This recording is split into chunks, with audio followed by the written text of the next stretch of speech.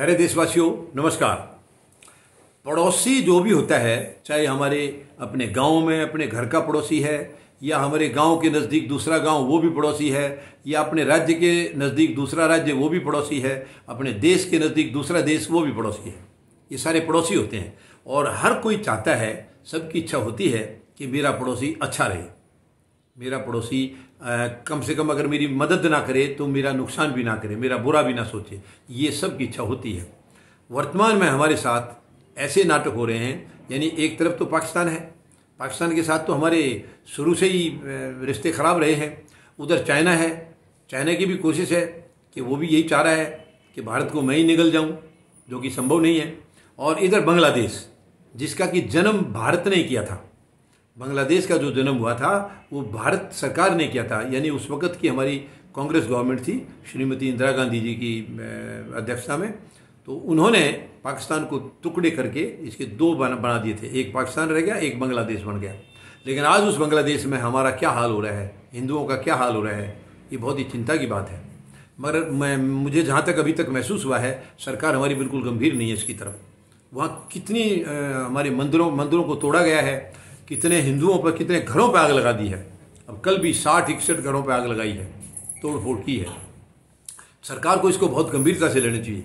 सरकार जो है, यानी ऊंट पटांग जो बातें हैं उनके पीछे पड़ी रहती है, जो सही चीज़ें होती हैं उनकी तरफ ध्यान नहीं देती है। केवल इनको या तो चुनाव याद रहता है या फिर किसी वर्ग को नीचा दिखाना है। जैसे किसान आंदोलन चल रहा है, उसके लिए पूरी प्लानिंग कर रहे हैं कि इसको कैसे तोड़ना है, साजिश कैसे रचनी है। ये कभी नहीं सोचेंगे कि ये आंदोलन हुआ क्यों है, कारण क्या थे इसके, क्या हमारी गलती से हुआ है या कोई गलत फहमी से हुआ है। इसकी तरफ कोई ध्यान नहीं इनका, उसका निपटारा करने की तरफ कोई ध्यान नहीं।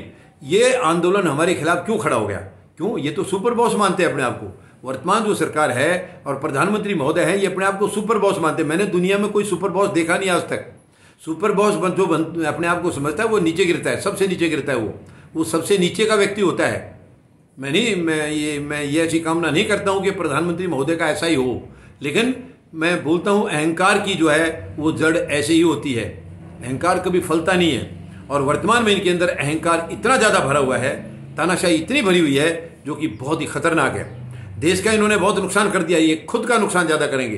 देखिए, खुद का तानाशाह की मानसिकता जो है इतनी खराब हो जाती है, इतनी नकारात्मक हो जाती है, उसके खुद को शरीर के ऊपर नुकसान करती है वो। और ये इसकी तानाशाही जो है ये इनको लेके बैठेगी। मैं आज चेतावनी दे रहा हूँ, ये तानाशाही इनको बहुत महंगी पड़ेगी, बहुत महंगी पड़ेगी। अब इनको कम से कम बांग्लादेश की तरफ ध्यान देना चाहिए।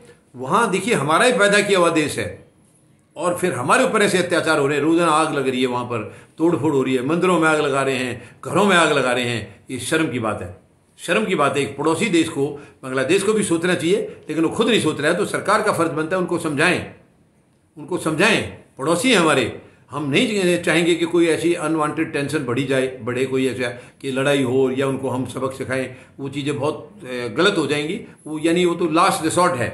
लेकिन अदरवाइज बैठ के बातें करके टेलीफोन से या जैसे भी, मैं ये भी नहीं कह रहा हूँ कि ये नहीं कर रहे होंगे, हो सकता कर भी रहे होंगे, लेकिन अभी तक नतीजा हमें दिखाई नहीं दिया है। कहीं नतीजा अभी तक नज़र नहीं आया। कई दिन से ये दंगे फसाद चल रहे हैं और अभी तक कोई नतीजा सामने नहीं आया है। तो इसका मतलब कोशिश में कहीं ना कहीं कोई कमी है। मैं प्रधानमंत्री महोदय से निवेदन करूंगा, ये खून खराबा रोकिए खून खराबा। आपका खून खराबे की तरफ कभी ध्यान जाता ही नहीं है। आपका ध्यान केवल चुनाव की तरफ जाता है। चुनाव या आपकी गंदी नीतियों के खिलाफ जो आवाज़ उठाता है उसका इंतजाम कैसे करना है, उसको सेटल कैसे करना है, बस यही आपके दो काम हैं। 18 घंटे आप जागते हो, 18 घंटे में आप केवल यही देखते हो। पहली बात, देश को बर्बाद कैसे करना है, आज कितना बर्बाद हुआ है, कल कितना और करना है, कैसे करना है, एक तो ये प्लानिंग।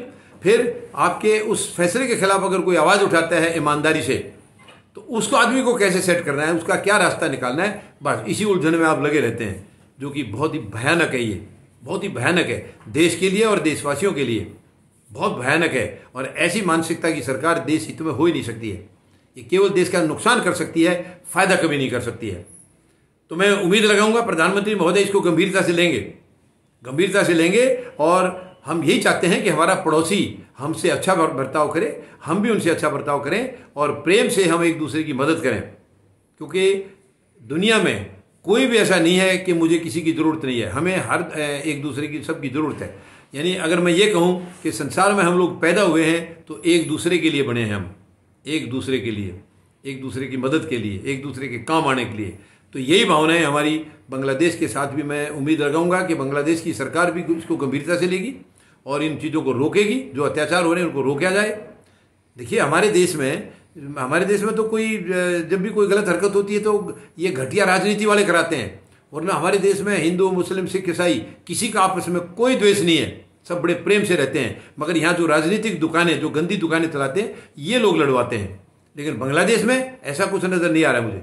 वहाँ तो आपस में कुछ इंटर कम्युनिटी की कोई बात मुझे लग रही है जो कि गलत है, और इसके ऊपर तुरंत जो है काबू पाना चाहिए।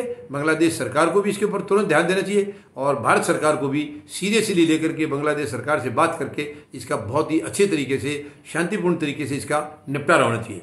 धन्यवाद। जय जवान, जय किसान, जय हिंद।